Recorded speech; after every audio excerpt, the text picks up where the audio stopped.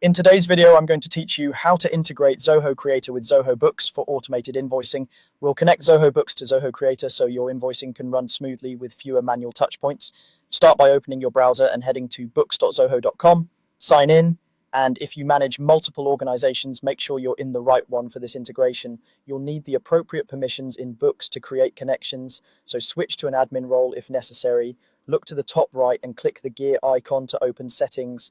This is where all your account level controls live. In the Settings menu, find and select Connections. Connections let Zoho Books talk securely to other Zoho services and third-party tools, and this is exactly where we'll authorize Zoho Creator. Click New Connection to begin the setup. You'll see a list of available services. Choose Zoho Creator. Picking Creator here ensures Books can send or retrieve data from your custom apps to support automated invoice creation and updates.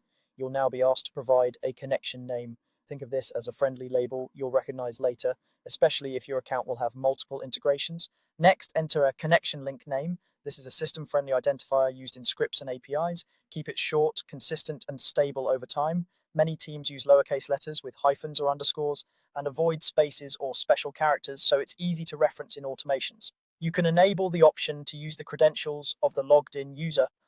Turn this on if you want the integration to act on behalf of whoever is using Books at the time, honoring their access in Creator. Leave it off if you prefer a single, centralized connection that always uses the connection owner's permissions. Choose the approach that best matches your data governance and audit needs.